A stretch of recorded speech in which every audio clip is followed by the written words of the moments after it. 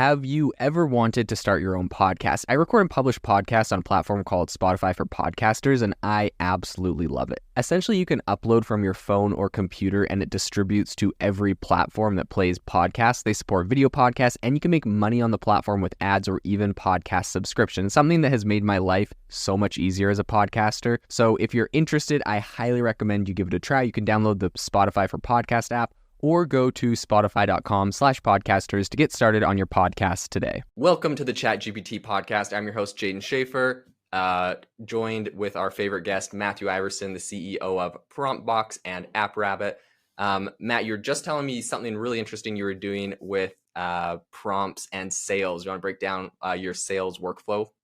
Yeah, so for AppRabbit, we're trying to get more leads this month. So I've been doing these Facebook ads that are lead generating, so people put their name and phone number in, and then I get those. And then I have these auto texts and auto emails that go out to people, but for some reason they're not responding back to those. So, but they do respond to when I text them, like with my iPhone number. I don't know if it's because they get like the blue text or if my wording is different, but basically to customize the text message for all of them, I put this message into PromptBox and I turn their name into a variable. And so as I go through all these leads, I'm able to copy and paste their phone number into a message. And then I just copy a PromptBox thing. And it's like, what's their name? I put in their name. And it's like, what competitor were they using? And I put that into, and then I copy that. So I only have to type two things, get a whole message, paste that into the text, and then I send it to them. They respond to that, but they don't respond to like all my auto stuff. But yeah, that's kind of a funny use case that I'm using PromptBox for. So was your auto response the exact same like formula of like words and stuff? Yeah, maybe a little different because I'm lazy to go into like Zapier and change it all up. But yeah, like use their name, and I don't think it used their competitor. So I do have that in this new one. Do you know if the ones you were doing before, if they had like if it was a blue text like you're saying on iPhone? Like, yeah, the old one, you can't do it. Like I tried to find a way to automate it through my actual phone, but all text messaging software like uses these like 9-digit numbers that don't always have good deliverability. I'm trying to like right now, I applied for like a short code, which is like a 6-digit number. And you basically have like full on deliverability, but you have to kind of convince the text message marketing platform that you are doing transactional text, like, you know, like if you buy something and it's like, oh, your purchase is verified or whatever. Right. So, okay. Gotcha. Kind of trying to, no, we're not marketing. We're just sending people text messages. That's awesome. That's really funny though, because I feel like that brings me to like this whole concept around AI where I feel like if people feel like something's automated, if it's AI generated, like it definitely has a lower perceived value because you just know like the effort that went into it. So it just has lower perceived value. But if they see like, oh, this came from an actual iPhone, it's like a blue bubble on my phone, meaning another iPhone sent this to me, all of a sudden like the perceived value is so much higher. And I think that's going to be a trend with AI where like anything you can do to make it seem a little bit more human or show people that there was some sort of human input or touch will all of a sudden have like dollars attached to it because everything else can be just like 100% automated. Exactly. Yeah. Like when I'm hiring for jobs now in like Upwork and Fiverr, trying to find freelancers, before I used to get really badly written, like really like too formal, but like very badly written things. Now I get perfect grammar. Everything is perfect. I can tell they're using ChatGPT to send me stuff, but it's like over the top. And it's like to the point where it doesn't make sense. They still don't know how to like use prompts properly to like convince me that they're like competent. So eventually like they're going to find a prompt where it's like speaking like, casual California bro voice or whatever, they're going to find the magic sauce, but like right. Or maybe they never will. That's really funny. Well, another interesting thing that I remember you telling me about and that I recently used and actually worked really good is when making like a job listing on something like Upwork to hire someone, you said to make sure that you've actually read this, please start your message with the word like howdy, Matt. Anyways, I used that and it was really awesome. It was a quick way to like filter through what were just like auto responds and what were like actual people. Because they would be like, howdy, Jaden, blah, blah, blah, and respond to my like job listing. That being said, though, it did come to my like like I realized that if you were using ChatGPT and you just copied an entire job listing, Yeah. and then it Yeah. said ChatGPT respond to this, ChatGPT would know, like read it and say, it would know to start it with howdy. So I'm like, pretty much I guess it just weeds out like really poor quality applicants that didn't read it and didn't use anything to like try to clean it up or make it more customized. So I mean, Oh, interesting. like Yeah. you definitely are cutting out probably the lowest quality responses, like zero, yeah, just like completely automated, but it's not cutting out ChatGPT. So that is kind of an interesting Yeah, it's hard. How would you do that? Like, even if you ask them for like a specific plan on how they would, I guess you could give them no context on what your business does and say, go to this website and learn about it. And then tell me how you would, like for example, if I want them to do like video editing, I'll attach a file and I'll say, like, tell me how you would edit this up or something like that. Something that requires like another step, yeah, like, yeah, oh, yeah. download this and send me like a sample of your work or something. Yeah, that's true. That's true. One sort of verification would be like they would have to do any sort of file download, be like, start your message with the word in this file, and then, or start your message with like, start the message with the name of my, the name of my like software project name, and which is linked in the file picture, and you have like, the picture, the screenshot of whatever you want them to work on. So something big in there that they have to like actually click on and look at. That Make ChatGPT your couldn't own access. captcha for them. Like Yeah, they have you're to open making a your. they have to open a picture and say like this is a yellow duck, and then they can reply to your job posting so they're verified, like real people. It's not just ChatGPT. Oh man. Well, the funny thing is there's like on a lot of these job things, there's people that they'll have like one account and they almost like loan it out to people to like Oh, that's so use their common. account. I know, it drives me nuts because it's like, oh, they've done like $1 million in sales, but it's really like 7 guys all using the same account just doing tons of different jobs on there. And so I know those kind of guys definitely just have software that just go out and like spam every single job posting saying, hey, I can do this for, your price or cheaper. And then they just, whatever they get, they just bring it in and offshore it to someone, Yeah, outsource and it it to makes me someone. mad because they send their first message and say like the guy on the account is named like Muhammad, and he'll say, hey, he'll message me and be like, hey, this is Asim. I'm like, who the heck? What the heck? What the frick? Like, who are you? I just read all about Muhammad. Like, I hate this. He's like, oh Right. yeah, I lend it to Muhammad sometimes. I'm like, probably the other way around, but Right. let's see what you can do. Okay, well, I wanted to talk first and get your opinion. OpenAI has just launched a new ChatGPT feature, which is obviously exciting when that happens because it seems to be kind of the top. But before I get into that, have you had the chance to mess around with any of these other AI models that are coming out? Like obviously Google Bard, and obviously Anthropic's Claude. Have you had the chance to mess around with either? I guess Bard probably most Yeah, importantly. just with Bard, and Bard sucked. Really, I what was used your it like the first experience? day. Yeah, it came out and I was like, oh, let's check it out. I bet it's going to be awesome. And then I asked it like 3 questions. I think I was just trying to get it to like say something naughty, like Right. classic, like let's test the abilities. And then it gave me the answer to a question I didn't ask. It gave me the score to a basketball game. It was like, oh, the Lakers scored like this many points in this season with like this person or something. And I was like, what? Like, I asked you like about this like geography thing. It wasn't even close. And I looked it up, and it turns out that Bard will like mix up your questions with other people's from different Oh my accounts sometimes. gosh. Like, what? And I'm like, I didn't ask any. I'm like, what is this answer? And it's like you asked a question. You asked this question, and it like phrased the question that it thought I asked. I said, no, I didn't. And I don't know if you've ever told Bard like, no, you're wrong. But anytime I told it, no, you're wrong, it's like, yeah, I am wrong. And I was like, how far can I push it? Because I'm like, is it sky blue? It's like, yes. I'm like, no, it's not. It's like, you're right. Like, it seems It's like useless. yeah, an AI model that's like the customer is always right, like somewhere in its Yeah. prompt. That's It's like, hilarious. yeah, yeah. Somewhere deep in its mind, it has to like give, give in. Yeah. And I've seen some funny stuff on Reddit and stuff. I don't know if have you used them both? Yeah, yeah, I've messed around with them both. I think Bard has like a lot of cool potential. I mean, it's Google, so they should have all the same data that OpenAI has because they've indexed every website on the internet. Hmm. And at the same time, they have like some cool integrations, like essentially a lot of the plugins that ChatGPT is integrating and launching. Like Google Bard should have, like they have Google Flights, they know everything in everyone's email, they know like they Yeah. have like a lot of data that even OpenAI wouldn't have, and so they know how people are using like a lot of corporate tools with like their workspace. I guess OpenAI probably has that with their Microsoft partnership. But anyways, I feel like they should have like a lot of extra data that would make them more powerful. But at the same time, yeah, I keep feeling like they're still a little behind OpenAI on stuff, which doesn't feel good when they, took an extra 6 months to like further develop their product.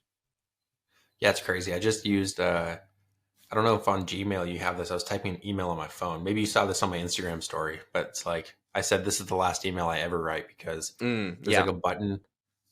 Literally, Gmail is writing my emails for me at this point, Is which it is so? Have you used that a lot? Is that what's your like rating or review on the outputs it creates? it's fine. I've only used it on my phone, but the problem is it still asks me like what the prompt is. It's Mm-hmm. like, what would you like this email to say? But what I'd rather it do is read the email. In fact, read all the emails and then let me know what it thinks I should say. And maybe I can start training it on my business and who I am. And then like it'd be cool if it wrote it for you and it's like, how accurate is it from 1 to 10? I'm like, this is like a 6. And it's like, what can we do better? I'm like, well, instead of using this word or referencing that thing, like do this instead. And it would be cool if you could train Yeah, I your feel own like bot. we're getting to a phase where like everyone, and I think there's some pros and cons to this, but I feel like we're getting to a phase where everyone's going to have their own like custom tuned AI outputs based off of them, their beliefs, their ideologies, the way they talk, the way they say things. Like, why would I want an output from OpenAI that says like it doesn't believe in this certain thing, or it doesn't think this certain thing is good or this thing is bad, when it like goes against whatever I think, right? So I'm obviously not going to use that output. So eventually these things are Right. going to have to be, whether OpenAI custom tunes them or someone else does, eventually these things are going to have to be like customized for the individual. I feel like we get to a place where, yeah, trained off of all of your data on Gmail, all of your photos in your camera roll, all of your content you've ever posted on YouTube or wherever, right? Facebook, like these things train so it's like you. But then my thought is like, what happens when like someone wants to like turn over a new leaf? Like, there's this Mm. some guy and he's like a thug, and it's trained to have like thug AI, goes to jail, comes back like 5 years later and is like, I've turned over a new leaf, I want to be a new guy, his personality's changed, he's reformed, and then like he's got his old AI model. How does it like, how would, or you know what I mean though? Or even I'm like, Such a dumb example, but such a but no. So like I think it would more realistically be like this is the AI that controls like my business email, like my business stuff. But like, what about like personal email stuff?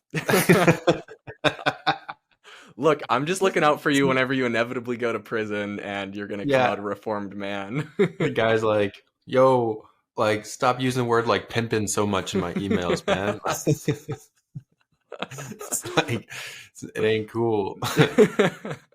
Okay, but you get the idea. Like, okay, so work and personal, that's a good like one. I guess the way we talk to different people, the way you might talk to like your kids or your spouse or like a coworker would be different.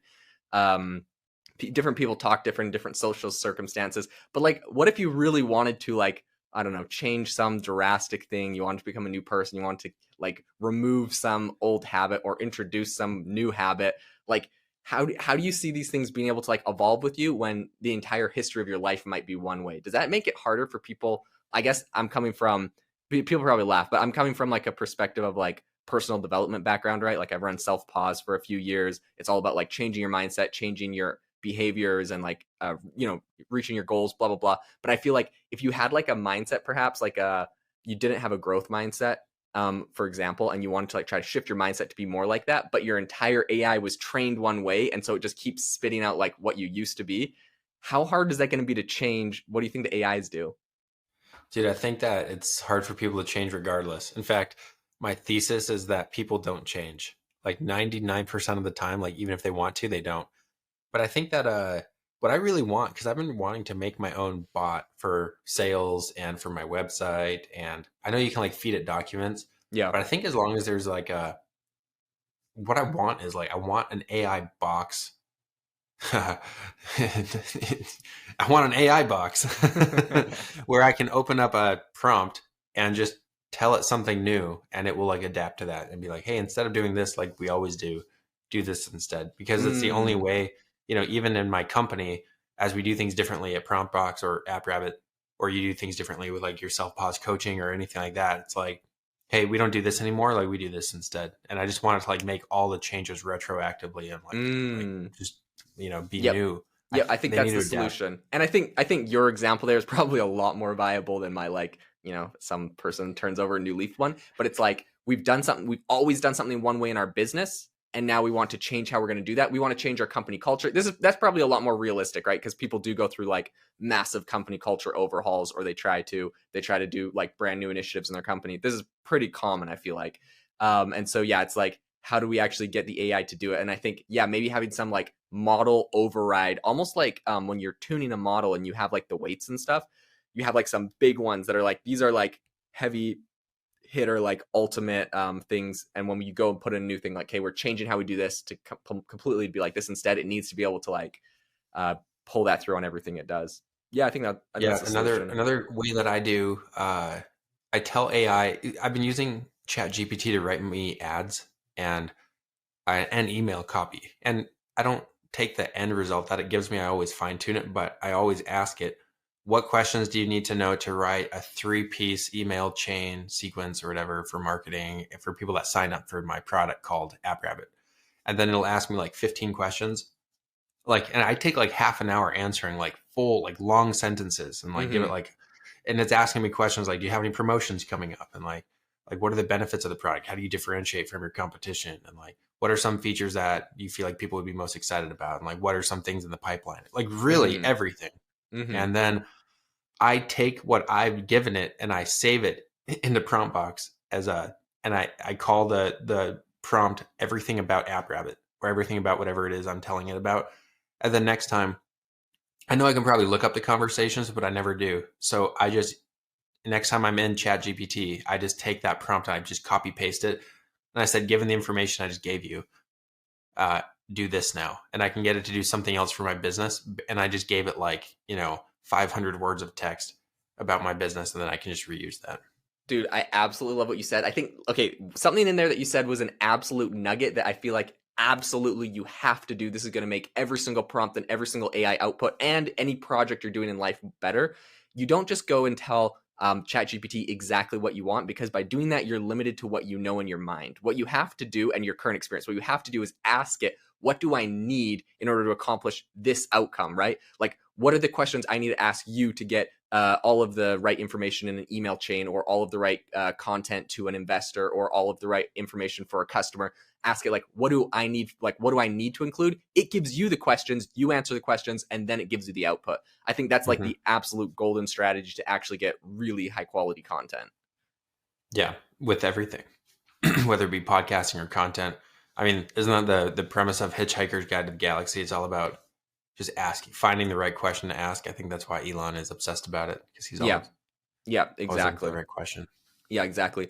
Um, so okay, so the feature that I was talking about a while ago, we got sidetracked, I guess, is that ChatGPT number one, Sam Altman just announced that he's allowing everyone to have plugins. I think after Bard came out and it was free, he's worried that everyone's going to see all the functionality and switch over there. So that got going. The other one that I think this is just funny I is love capitalism. I love capitalism. Yeah. The other one that I think is funny is he added a button that just says like continue, which is hilarious because I think like right now, when it like caps out halfway through a response because it runs out of tokens or whatever, I just think all the people aren't going to know the pain that all the OGs had to go through by typing, please continue writing like this thing, and it Mm, continuing to write. Now they just got a button like continue generating or whatever. That's pretty funny. I honestly surprised they didn't add it sooner, since it probably is just just a continuation of the prompt anyways. It's a button, but it just does what you type anyways. It's just probably the most right. common thing people message to it, so they turned it into a button. But that's funny. Do you see ChatGPT integrating a lot of complex settings, features? Like, first example, something like prompt box. Do you see them ever integrating something like that into just ChatGPT itself? Do you think there's a reason why they've been like pretty light on any features other than literally the chat and like the history? Yeah. I was actually looking at. I'm actually very interested in the plugins. In fact, some people have said that the plugins for ChatGPT are like the largest opportunity in the world right now, and I kind of agree. Are you on Like, the wait it list? looks.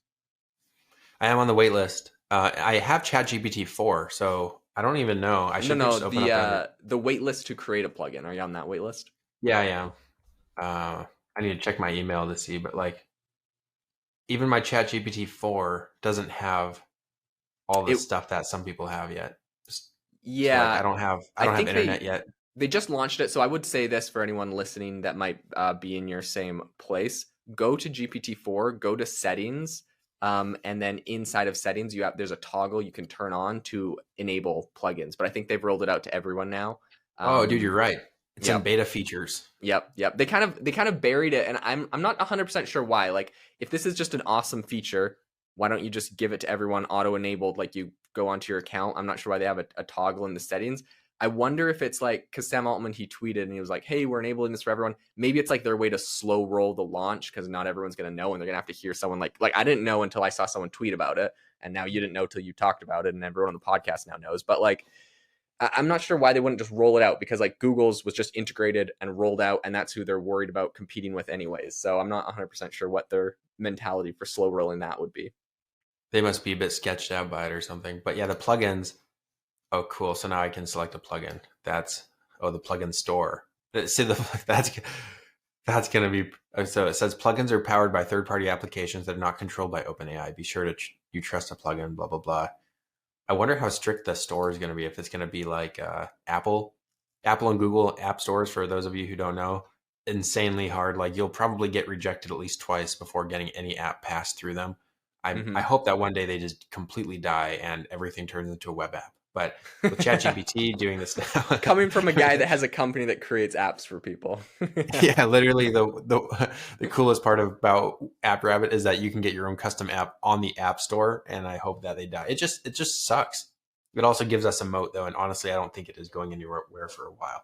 But yeah, I think uh, the plugins are like giant. And to answer your question about PromptBox, I think that if like I need to build a plugin for Chat GPT for PromptBox, but part of me every month is like, this is a month where PromptBox gets like taken out. Like there's one that just got taken out, I thought last night.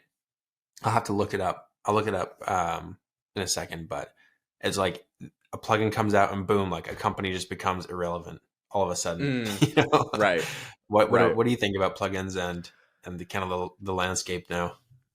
I think that there is incredible power to first mover advantage. Definitely, I think if the big dog, so like if OpenAI releases a product, it's gonna crush like a lot of competitors. But if it's just like other competitors or other companies coming out, it's like most people will not have heard about certain things. So I guess as long as you're competitive in like features, whoever comes out first is going to have like a really big advantage, I think.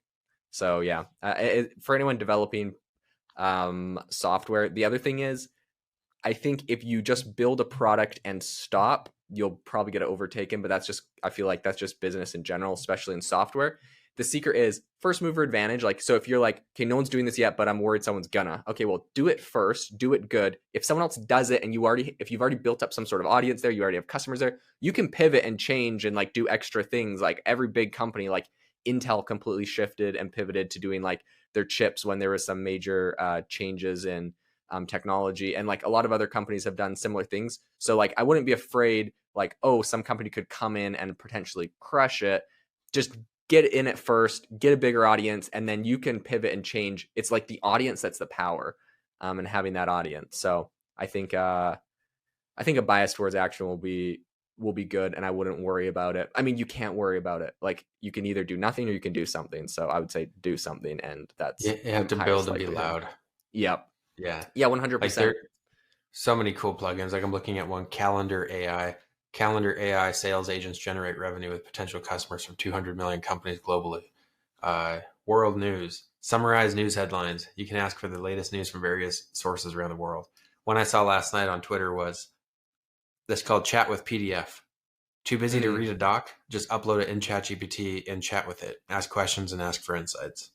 yeah, yeah. All super, super powerful. I feel like Something like that. It's interesting because I don't know if like if you build a plugin and it becomes a really popular plugin, like at what level does ChatGPT try to like like why wouldn't they just integrate that? Like I'm sure Google Bard is going to integrate that. You know what I mean? Yeah, I think I don't know. I don't know. I don't know because I don't know how heavy it is to lift the whole AI backend. It might not be that crazy. Like I know they have the algorithms and the AI learning and everything, but maybe they're content to just be like the guys who, if you want to use a plugin, they're gatekeeping all of it, right? So Right. And I think like it's probably the concern everyone has building an AI, right? They're like, is my project going to just get done by ChatGPT or OpenAI and just integrated directly? But I just think like I'm not sure what the relationship it is, if it's like some sort of conflict of interest. Because if they do start integrating a lot of like features directly in, it's kind of brutal if you built something, let's say it was like the number one plugin, and then ChatGPT is like, sweet, now they just like instantly like integrate it. It's kind of like they kind of did them dirty because they got all the user feedback that this is a popular tool before they just did it. yeah, that would be a slap in the face. And I think they probably want it to be like a pretty active development pool. Dude, this is crazy. There's no search option for plugins. You literally have like a table like a previous and a next, and you have 10 plus pages of new plugins, but there's no search bar. So even if I even if I wanted to go find like one of these cool ones, like there's a cool one where you can just paste a YouTube link in. And I already have an extension called Glasp that does this, but you paste a YouTube link and it gives you like bullet points of like what it's about. But there's a extension which I'd rather use because it's just all in ChatGPT. But for me to find it, I literally would have to scroll through 10 pages of plugins.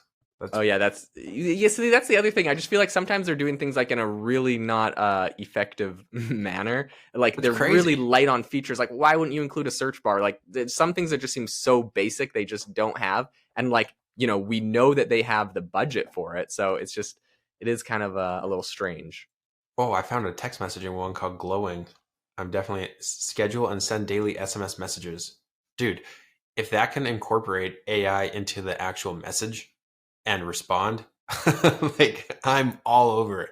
I bet it doesn't, but that would be awesome if it did. Well, it may not have the blue bubbles, so it might be less effective than. But yeah, it would be cool. Okay, so two big stories came out in education. I want to get your opinion on them. The first one is that New York public schools have completely dropped their ban on ChatGPT, which was the first, is like one of the very first education platforms to do that. So, what's your thoughts on that? Good, and also Italy dropped their ban, I think too. I think their whole country banned it. Yeah. So I think it's good. I think yeah, I mean, some we had a school license prompt box so they could have like a white label version of it, so they can teach their kids how to use prompts. And he's like, I need it for all my students, and so we came to an agreement, and that's pretty wild. I think it's awesome though because if AI is the future, like if I was a teacher in school right now, I'd definitely want to be teaching the kids like how to use AI effectively. To it kind of puts everyone back in the director's chair, right? Like you don't have to maybe it's not good for your brain development to not have to like write the essays and stuff, but it is interesting to think, why do I want to write the essay, and like what do I want it to be about, and how do I want people to see it? And that's all you really need to be thinking about. That's an interesting one. It might not be healthy, I don't know.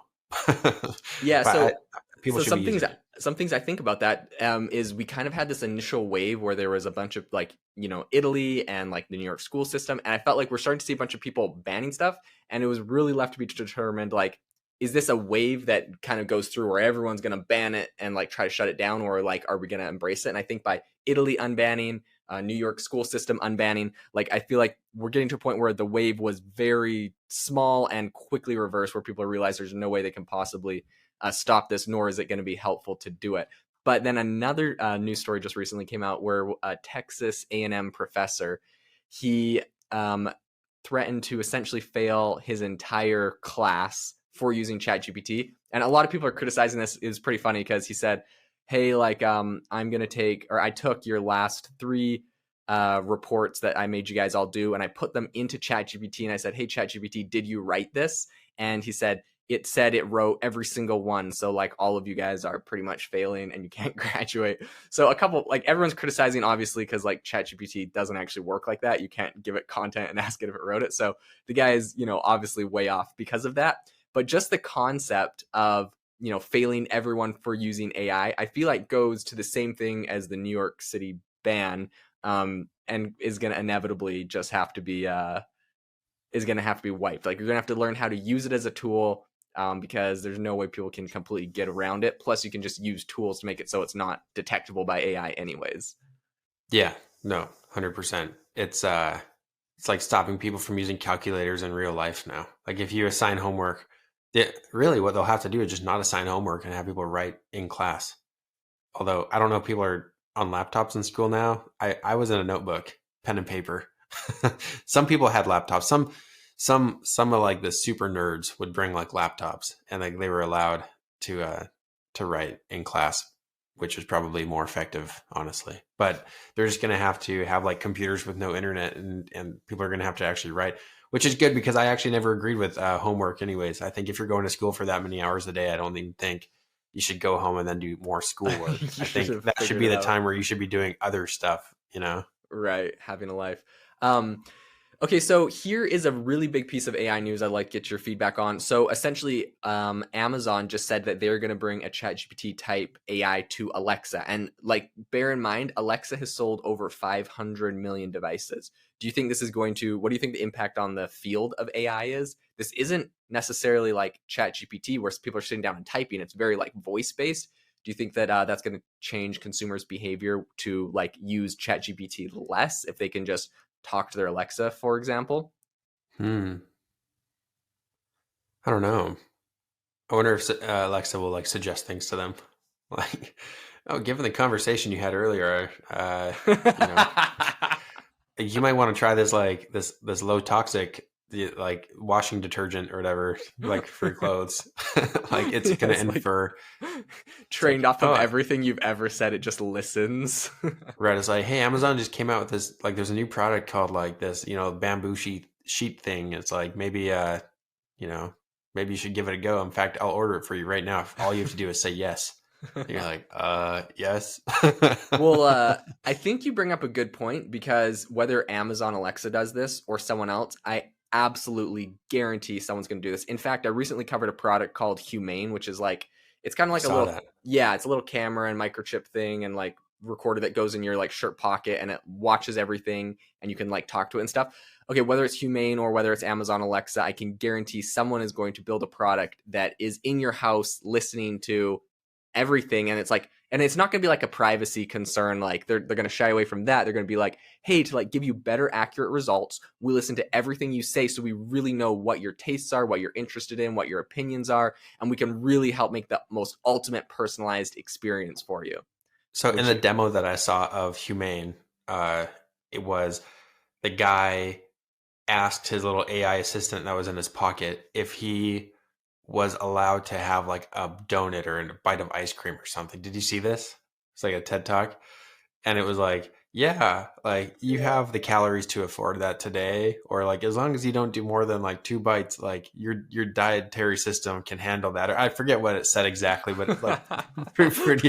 I didn't like the fact that he was like asking a robot for permission. Like I feel like that's bad, but it was interesting. But did you hear afterwards it said, do whatever you want? It was really supportive of him.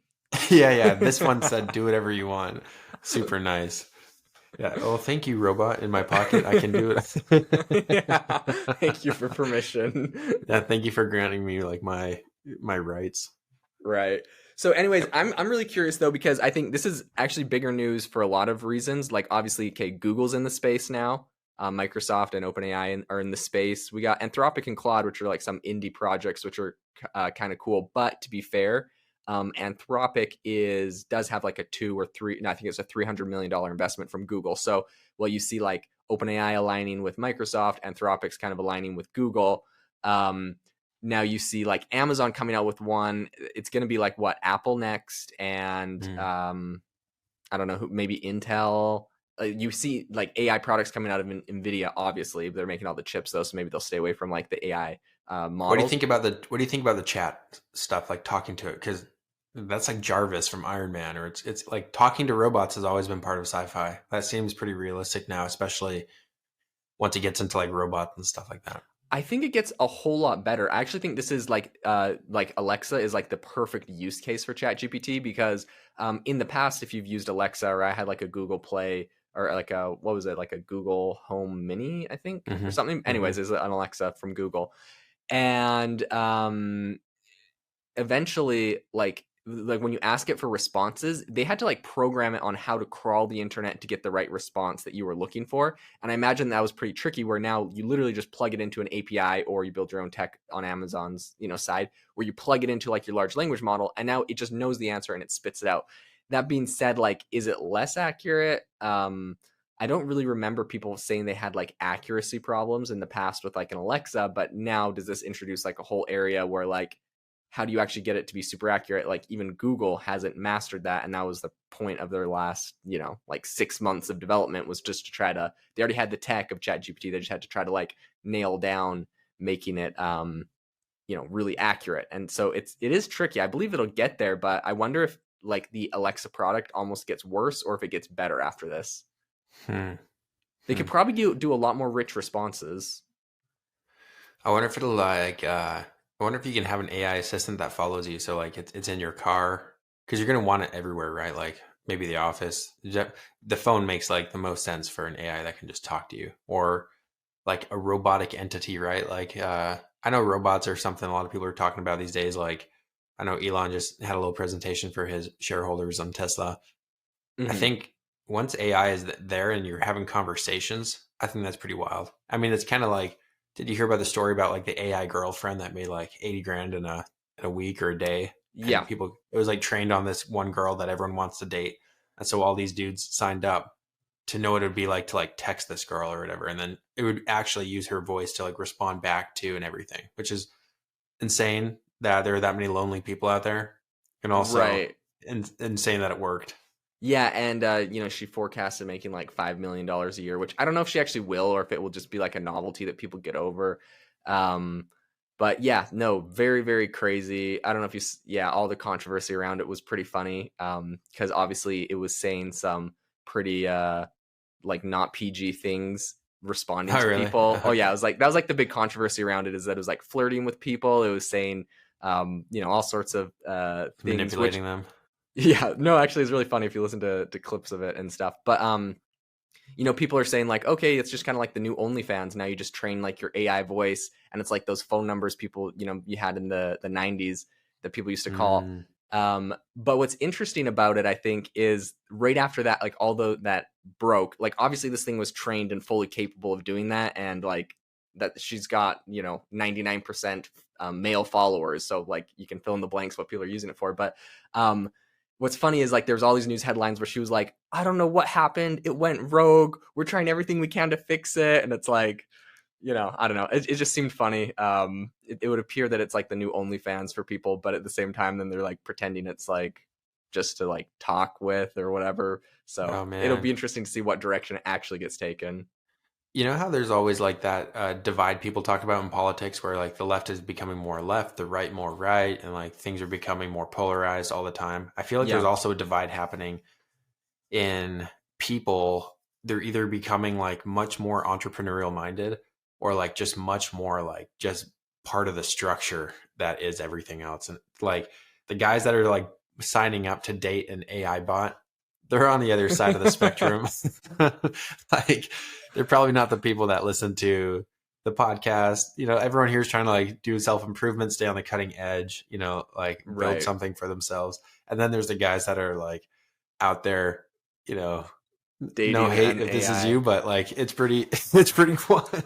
It's pretty wild that like the divide between like self-improvement and like not is also seemingly becoming more divided. Like there's less middle ground because you can't really survive there. Like you have to make a lot more money these days, which means you need like a lot more effort, a lot more knowledge.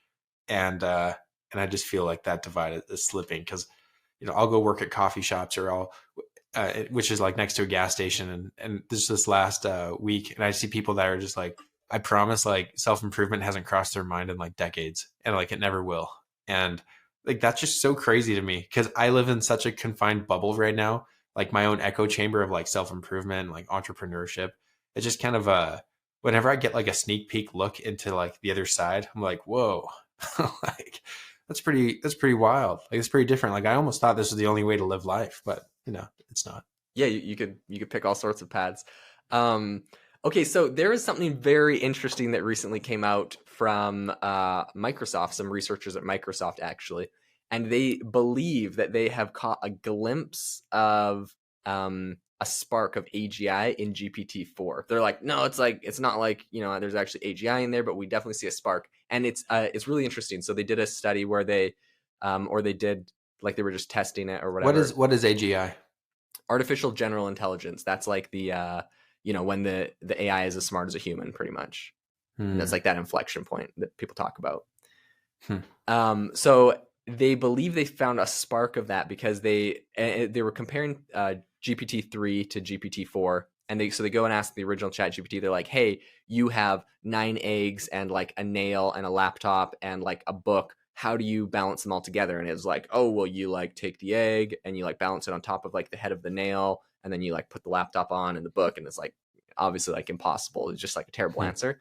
Then they asked GPT-4 the same question, and GPT-4 said, you take the 9 eggs, you line them up into a grid, you put the laptop on top of that. The strength of the eggs should be strong enough to withhold the structure of the laptop, and you can put everything else on top of the laptop.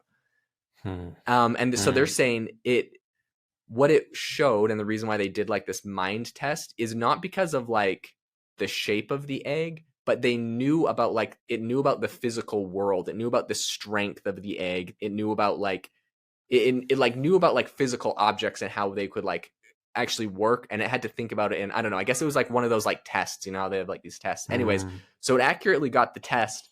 And they're saying there's a spark of AGI here. It's obviously not here, but it's pretty interesting.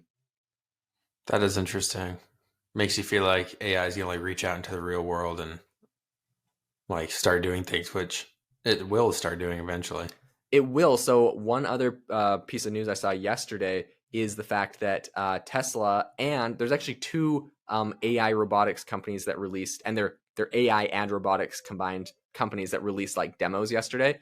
One was Tesla's Optimus robot. They released a video of like 5 Optimus robots like walking down like the hallway coming towards you, like picking things up, moving things in dishes, and like it's pretty interesting. These things are going to be really powerful. And then the second one was another company based out of Vancouver. And but that one I'm less like hyped about, and I don't know. I'm a lot less hyped about because their demo video was like the robot, which is cool, and then it like showed its hands, really like tons of like really complex movements in its fingers, which was impressive, but it didn't actually show it doing anything or walking or moving. And I'm like, yeah, that sizzle reel, you could just like, I don't know, record like the thing opening and closing its hands and then do like all these cool angles of like this cool looking robot. So that one I'm a lot less impressed by. I'm very impressed by Boston Dynamics humanoid robot. If you've seen like their demo where they're like, hey robot, like grab me the tool thing, and the guy's on top of scaffolding and it like runs and does like a backflip, and it's like insane. They haven't merged it with AI, I don't believe. So that will be very insane when that happens.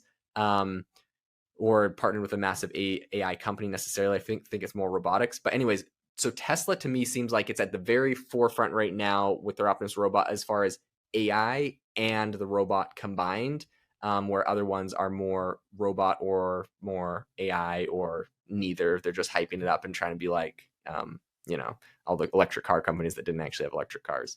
So dude, we should launch a robotics company and just be us in robot costumes. And we'll just break the internet because it'll be like, check out this robot, like it's sitting down at a computer like typing an email for me. And now it's running like, my entire company. Yeah, now it's like mowing my lawn, and it's like the camera pans outside and it like waves to you, like salutes you. Good morning, Jaden. Well, I think so. What you bring up there, though, like right, like if a robot was actually doing those things, I think that's why the whole discussion about like AGI is interesting and robots. Because I mean, I'm sure a lot of people are like, why do I talk about robots on like an AI podcast?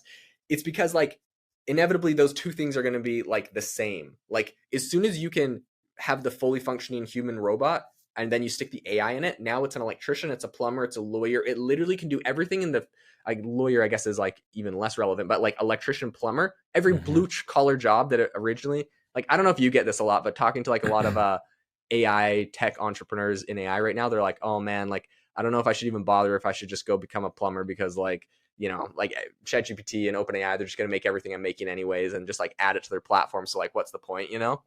But like, I give that like 4 or 5 years and these robots will be like electricians and plumbers. So like blue collar jobs just as at risk, in my opinion, in the next 5 years as all the white collar jobs that people are, worried about right now. That'll be pretty wild. I know, I was just thinking like a robot would never actually have to, like, yeah, for it to do anything that wasn't physical labor, it would probably just have access to the internet and have access to your computer and have access like to the HTML of a website. So it would never actually have to physically do anything that was software related. Like it's never going to type or do anything like that. But dude, 5 years to become like a plumber and electrician. I don't know, man. Like that's like one skeptical part of me about everything in this field is the robots. They just don't seem good enough. Like when it comes to doing something like in an attic or crawling under a crawl space, like on your back, or even like under a car, I guess it could happen. Like it would have to just be able to recognize things, but like it's gonna get like its foot caught like on a, like on a piece of wood, and then it's not gonna know how to free itself, and then it'll self destruct and blow up your house. It's just so hard to navigate like tight spaces. I don't know if robots are gonna figure that one out. I guess it'll have camera on its feet and stuff. So yeah, maybe I'm totally wrong. We'll see.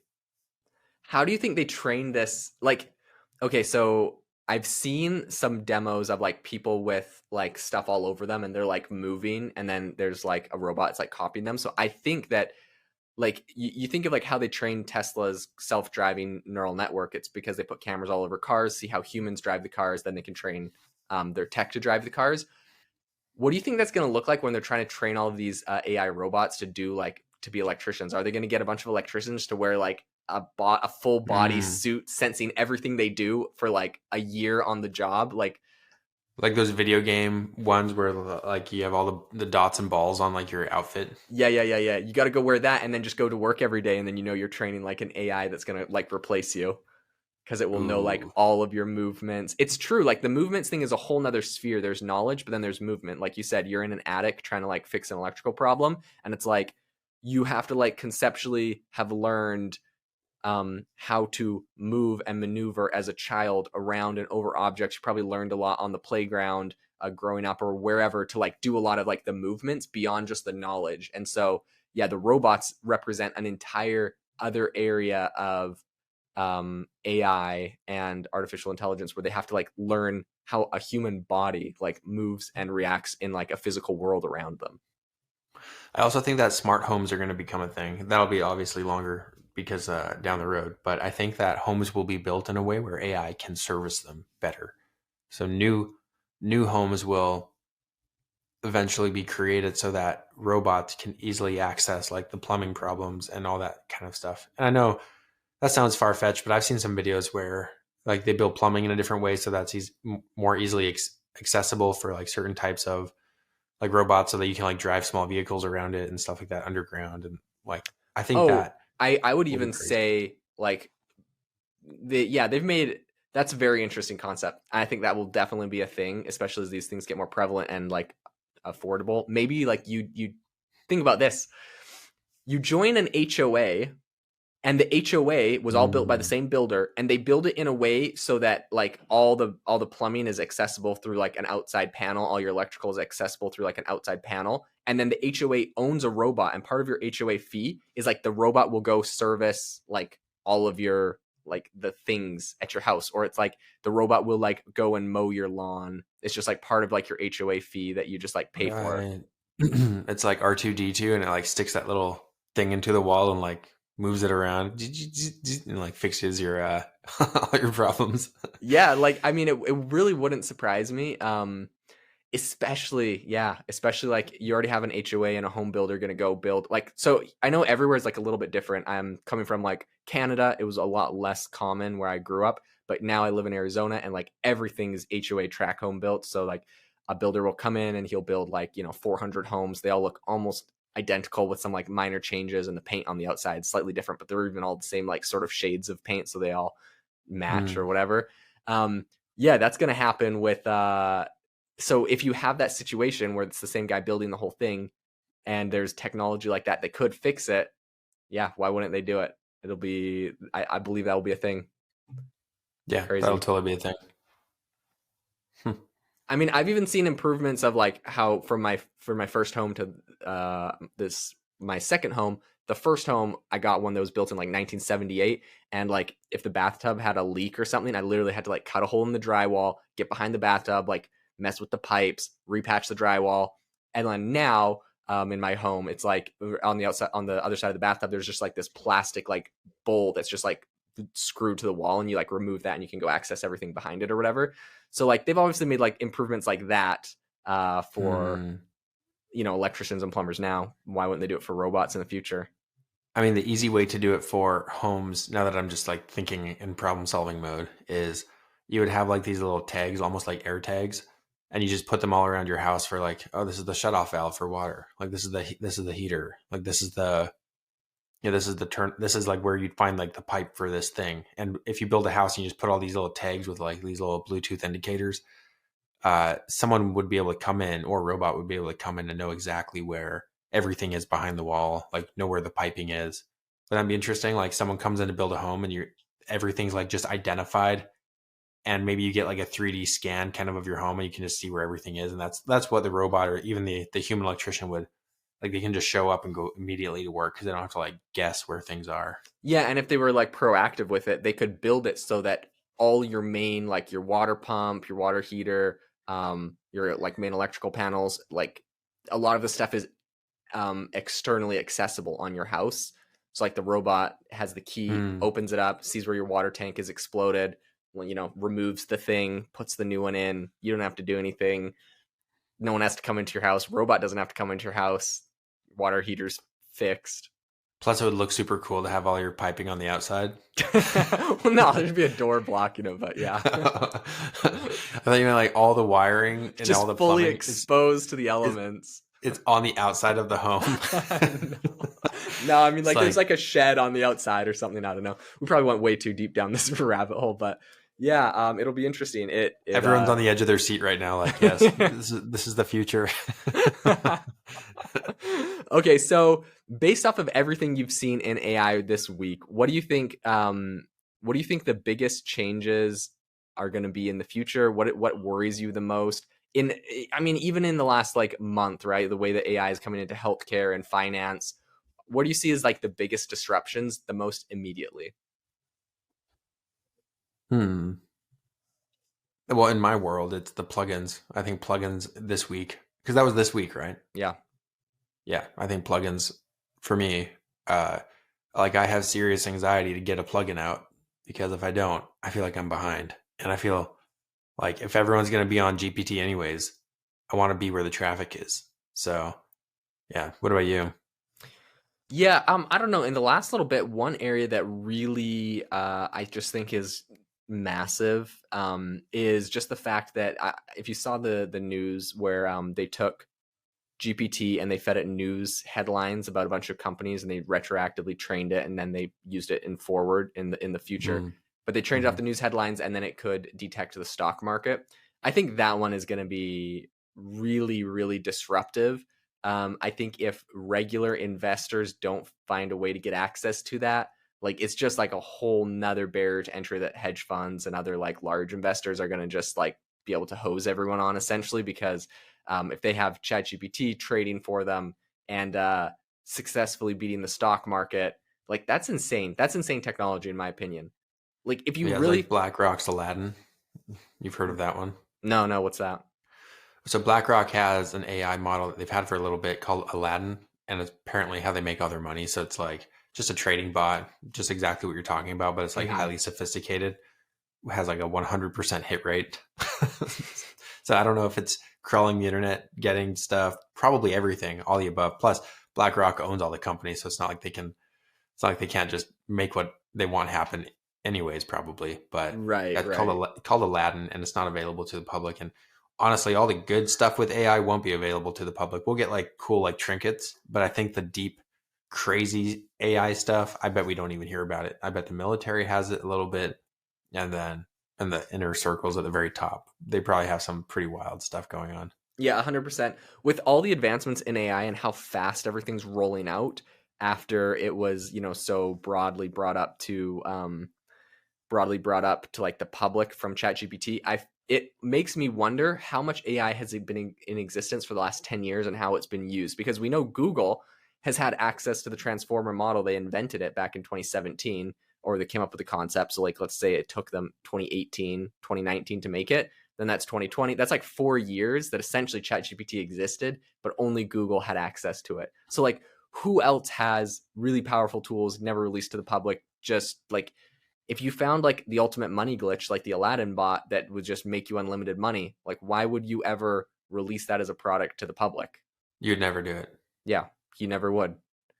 Yeah, and dude, that's like one of the only things that I think about that I'm like, yeah, that would make me abandon all my companies and like all my aspirations. Like if I found a bot that just made me money, like, like So that would just be the end. that would be the end. So that brings me to my final point or final question, which is a lot of people, Sam Altman included, recently in his congressional testimony, talked about the concept of universal basic income. So, like, let's think about it. You said if you had a bot that made you magical money, you would just abandon all your businesses. Okay, so what's the difference between that and universal basic income, which is a magic paycheck that comes to you every month and just pays you? Would you abandon your businesses? Well, no, because it's coming from a source that I wouldn't, it could easily be turned off. I think if I had a bot and I was trading giant sums of money and the money was not like money that was agreed to upon by like the government's going to give me a certain amount and then everyone's going to get the same amount. And then that amount will become like the amount that you need to live. Probably it's not going to be like excess because you can't give everybody excess. And so I would always be scared of it turning off or them needing me to do something to be dependent on it. So like I'll have to listen to them.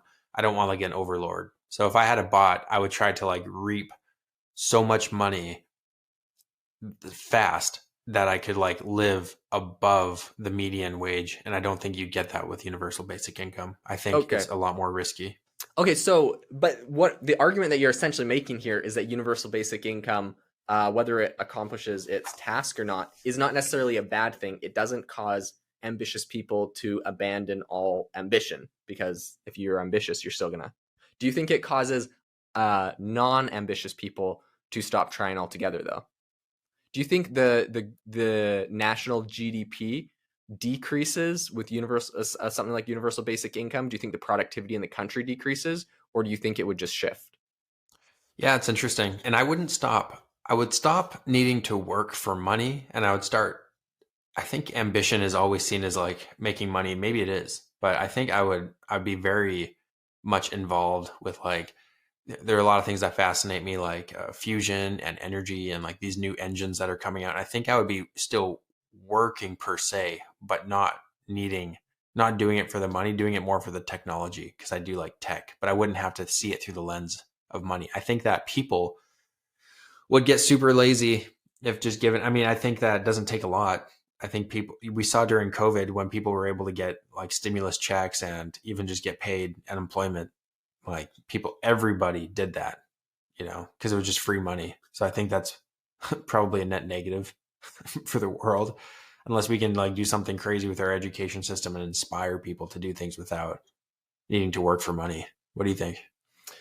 Yeah, it's a complex topic. I mean, I've yet to be convinced otherwise. Like, if you have, this is the way I think about it.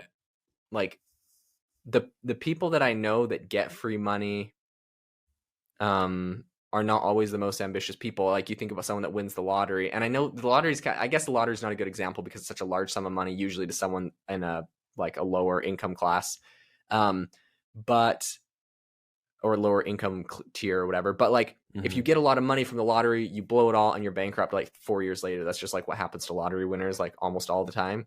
And so I guess this is different because UBI would be every month, so it's like you're not going to go bankrupt. Do you stop working though? Or do you just focus your attention onto things that are more of your passion projects and you don't really care about? Or do you just feel like, I think it's going to be different for different people. Here's the one, okay, this is the one thing I do like think it has a really strong argument for universal basic income, is the fact that if we're all displaced, essentially, like theoretically, right? Let's say we all get displaced by AI, but we helped train the AI because we put content on the internet and it was trained on us, then do we deserve some sort of kickback from like it displacing everybody? But then also like, so like, I guess that's like the argument where I'm like, oh, okay, that's a good argument. Like I made a content, it trained on my content, and I didn't even give it permission. It just did because it was in the terms of service of Reddit, where it grabbed like some of my posts from Reddit and used that. So do I deserve something? Of course, I think everybody feels like entitled. So there's like an entitlement thing where everyone's like, yeah, of course I deserve it, right? Like even though maybe like the 10 things you ever put on the internet that it was like trained on is like nominal, you know, definitely could have done it without it. So I don't know. I think there's going to be a lot of people that feel entitled. I think that's the argument that you could make, though, if you wanted to do something like that. I don't know. Something about universal basic income is not doesn't like jive with me, because I just feel like I don't trust anyone else, the government especially, to like fund my life. And I feel like anything, I think that perhaps the broader concern with universal basic income is anything that is, there's no such thing as something for free. So if the government gives you something and it's like it's universal basic income, there will be strings attached. Like you probably have to conform to their standard of whatever their standards are, whoever's in power and what they believe those standards are. So that's what I think is more concerning. Okay, this is another really terrible example, but I remember talking to some lady and she was in, it's called Section 8 housing here in Arizona. Maybe that's just the national term, but essentially it's like government housing. And she was like, you know, I was talking to her and she was like, you know, I was trying to find help with her with a certain church program. But she was saying like, yeah, I got kicked out of Section 8 housing because my son came and lived with me for a couple months and he ended up selling drugs out of like our house or whatever. And then when they found out, they kicked me out and I'm like permanently banned. Like makes sense. And I actually like that is like a use case where I agree with you have to create a safe space for all the other people in that housing. You can't sell drugs out of there because with that comes, you know, like druggies and people with guns and gangs and all sorts of like violence. And so like obviously that situation can't happen. And I completely understand the government's position there, but like that same concept with universal basic income, it's like if you break one of their rules or something they don't like, could they retract that or could they manipulate people based off of universal basic income? They have a very strong ability to manipulate people based off of it. Totally. Yeah. You essentially have everybody by the balls. Like, and for centralized power, like that is not great. So I think we've proven government is not great at they're not like a great overlord. Right. So it'll be interesting to see what happens. I mean, all the big players, Sam Altman, are talking about it and, you know, the necessity of it with AI. I think it'll be interesting to see the way AI plays out, if it really does like if it does consolidate power to companies like OpenAI, or if it just augments everybody and everyone rises together. I think it'll be interesting to see. In any case, we better wrap up, but thanks so much for coming on the podcast today. For everyone that is interested, make sure to go check out Matt's app PromptBox. It's Google Chrome plugin. It's really killer for saving your prompts. Make sure to join our Facebook community. I'll have a link in the description, and make sure to grab our newsletter that goes out every week talking about what is happening in AI. I will see you all next week, and thanks so much for joining us.